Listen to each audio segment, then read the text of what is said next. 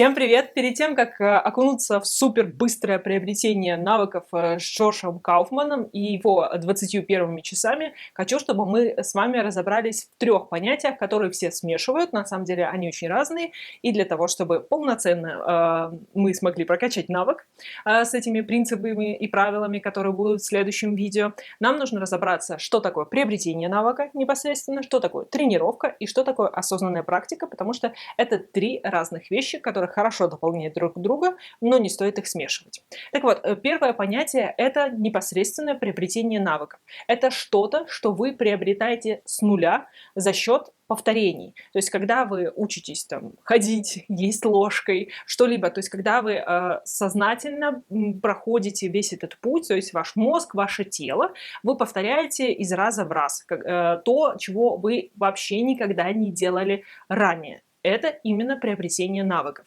Ученые разделяют три стадии приобретения навыков. Это когнитивное, это ассоциативное и автономное, либо автоматическое. Когнитивное – это когда вы сознательно, очень тщательно контролируете процесс. Когда вы думаете, надо взять вот это, поднять вот так, сделать так, оттолкнуть и так далее. То есть, когда вы в голове прям проворачиваете весь этот момент, проговариваете, продумываете и так далее. То есть, это такой сложный процесс, когда только формируется нейронная цепь, которая отвечает за этот навык.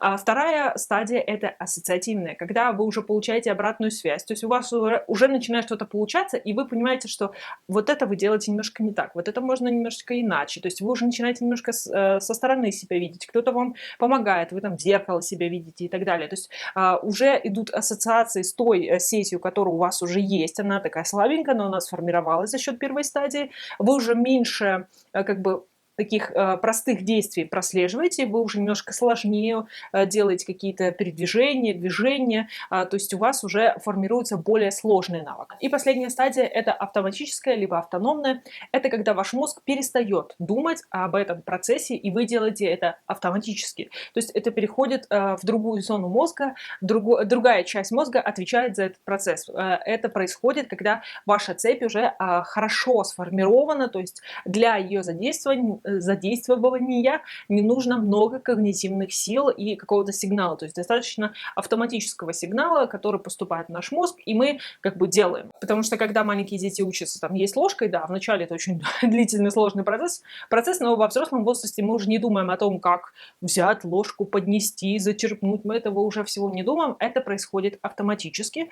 И здесь завершается получение навыка, то есть весь этот процесс, он зацикливается, помещается в определенную зону мозга, и мы уже этим пользуемся дальше. Что же такое тренировка? А тренировка – это совершенствование навыка, то есть когда вы его уже получили, вы уже научились что-либо делать.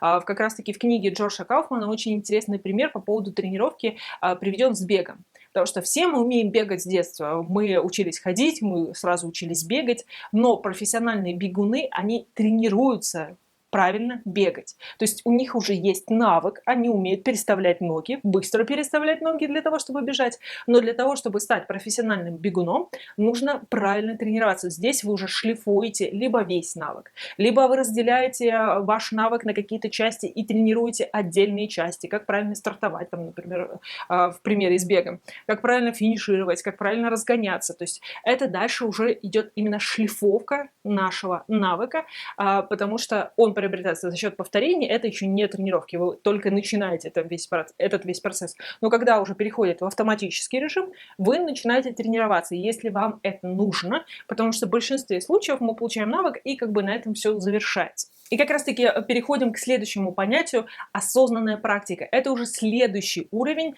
нашего приобретения навыка. То есть сначала мы его приобретаем, потом мы тренируемся, и потом уже выходим на совершенно другой уровень. К сожалению, к понятию осознанная практика приклеился ярлык 10 тысяч часов с легкой подачей некоторых писателей, СМИ и так далее. То есть это какая-то неразрывная цепь. Кажется, что для того, чтобы стать профессионалом, нужно просто 10 тысяч часов тренироваться. Нет, на самом деле нужно осознанно практиковаться. Это немножко другое понятие. То есть что я имею в виду?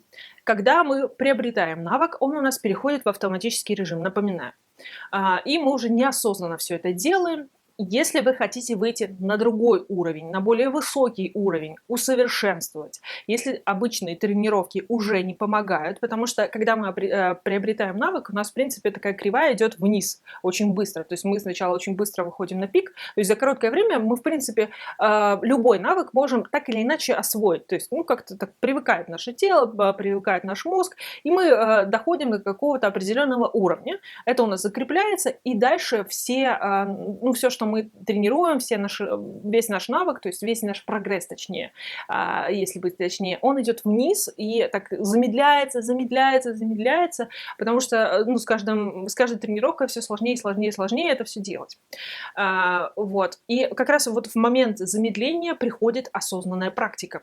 Когда вы пресекаете автоматический процесс воспроизведения навыка, снова делаете его когнитивным, когнитивно осознаваемым, и совершенствуете его. Потому что, ну вот, с тем же бегом. Все мы умеем бегать, но профессиональные бегуны делают это совершенно иначе, потому что они знают, как работает наше тело. То есть они разбирают каждый свой шаг, каждое движение, и оттачивают все эти процессы. И потом, когда они уже достигли совершенства, зачастую они еще снимают себя, у них есть тренера, они дальше и дальше это все разбирают на запчасти. То есть они каждое свое мили движение замедляют очень часто, чтобы, ну, когда мы автоматически все делаем, мы делаем очень быстро, неосознанно. В этот момент, там, кто физическим трудом занимается, они замедляются, чтобы опять включились мозги, чтобы опять вы подумали, а как поднять руку, как правильно это сделать, а я, типа, она телепается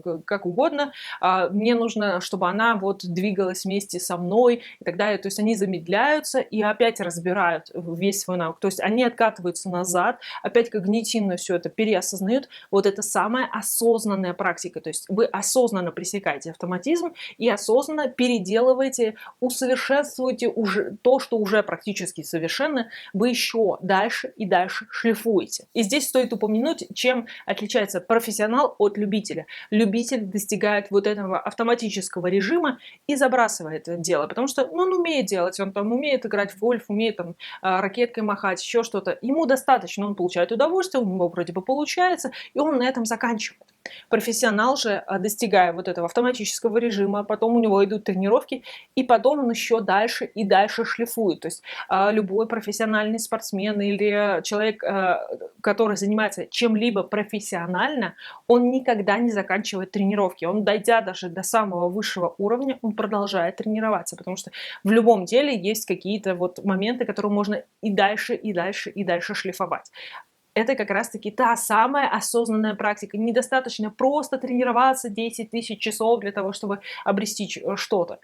Но это сложный когнитивный процесс, и больше 3-4 часов в день невозможно это делать, потому что будет перегруз. В этот момент очень важна обратная связь. Вот почему я говорю, что очень важны в этот момент тренера, очень часто записывают свои там выступления, свои тренировки для того, чтобы, ну, очень часто замедляют съемку, ну, в смысле, то, что они отсняли, и прям просматривают каждую секунду, отсматривают, как спортсмен делает те или иные вещи. Там шахматисты просматривают свои старые партии, почему они поступили так, не так. Постоянно анализируют то, что они уже умеют, то, что они уже сделали, и как это можно улучшить. Поэтому, повторюсь, эти три понятия, они очень разные. Они, да, об одном и том же, но они очень разные. Это разные степени приобретения навыков. И как раз-таки Джош Кауфман в своей книге и 20 первых часов он говорит как раз-таки о том, что мы не пойдем вот в эту сложную осознанную практику. Зачастую нам достаточно такого обыденного уровня. Не всем нужно вот туда идти в профессионалы. Да, если вы хотите, идите, вам вот 10 тысяч часов, да, это про вас будет. Но зачастую для того, чтобы просто обрести какой-то навык, нам достаточно не такого большого количества времени, просто нужно определенное количество повторений, потом тренировок, и все, навык будет у вас уже в руках, и не надо как бы бояться, чтобы что-либо новое обретать, потому что, ну, каждый может освоить любой навык. Нужно достаточное количество повторений, тренировок, и вы его обретете. Да, вы не станете чемпионом, но свой навык вы все-таки обретете. Все, мои хорошие, до следующих видео. Дальше мы разберемся правила, которые помогут ускорить весь этот процесс, улучшить этот процесс. Конечно, вы моментально не освоите навык, но вы сможете соединить, ну, сжать этот процесс, который у нас обычно идет так, шатковалка на самом деле. Если включить голову, то можно это сделать достаточно хорошо и быстро. И, кстати, вот эти самые правила очень хорошо комбинируются с суперобучением, с его принципами, о которых я уже говорила, потому что они больше о теории, здесь мы будем больше о практике говорить, если их соединить, то получится потрясающая комбо. Все, мои хорошие, подписывайтесь, ставьте лайк, до следующих видео, пока-пока.